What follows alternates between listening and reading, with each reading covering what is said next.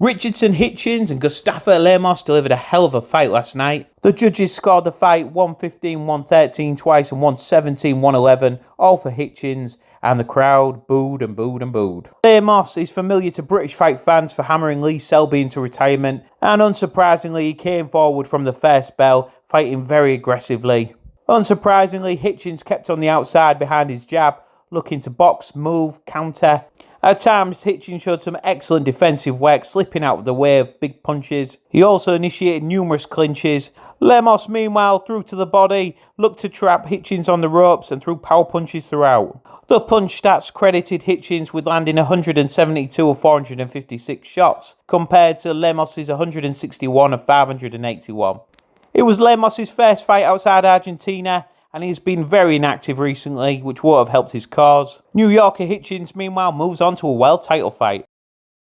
Unbeaten Bakhram Murtazaliev of Russia stopped former WBA super welterweight champion Jack Culcay of Germany in round 11 to win the vacant IBF super welterweight title. The two slugged it out from the opening bell, and it was all very even. But Murtazaliev broke through in the 11th round, as he seriously rocked Culcay with a number of solid punches before finally dropping him with a left hook with seconds to go in round 11. Culcay, on very unsteady legs, beat the count, but the referee correctly waved the bout off. Murtazaliev had started the fight at such a fast pace, but by the mid-rounds the more experienced Culcay had taken over the fight and he looked en route to winning before the 11th round. Retirement likely beckons for Culcay, a former world amateur champion, while Murtazaliev can look forward to bigger and better fights. He moved to 22 wins, no losses, 16 knockouts, and picks up the IBF championship vacated by Jamel Charlo. Unbeaten super middleweight contender Diego Pacheco, who's one of my favourites, moved to 21 wins, no losses, 17 knockouts, as he won a rugged tactical 10-rounder over Shawn McCollman. Scores of 98, 92, 97, 93, 96, 94.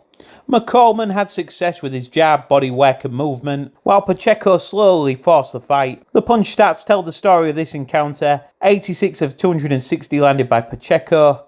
McCollman landing just 69 of 287. Pacheco has knocked out his previous 9 opponents and will be disappointed with this one, but a win is a win.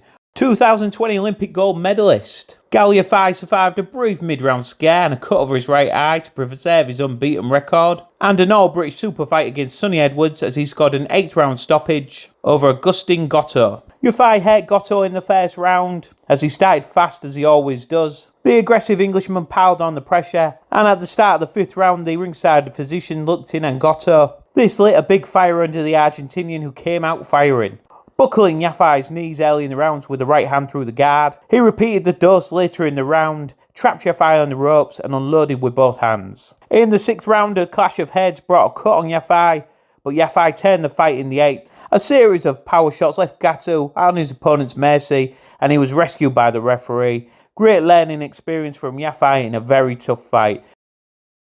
Fresno, California's Marc Castro, a former amateur standout, scored a 10-round decision over Abraham Montana, scores of 190, 98-92 and 97-93. Castro was aggressive throughout, setting a fast pace from the opening bell. He banked round after round and built an insurmountable lead. Montana, who showed an iron jaw, had spells of success in the later rounds, but Castro quickly adapted and took over the fight and preserved his unbeaten record. Castro is certainly one to keep an eye on.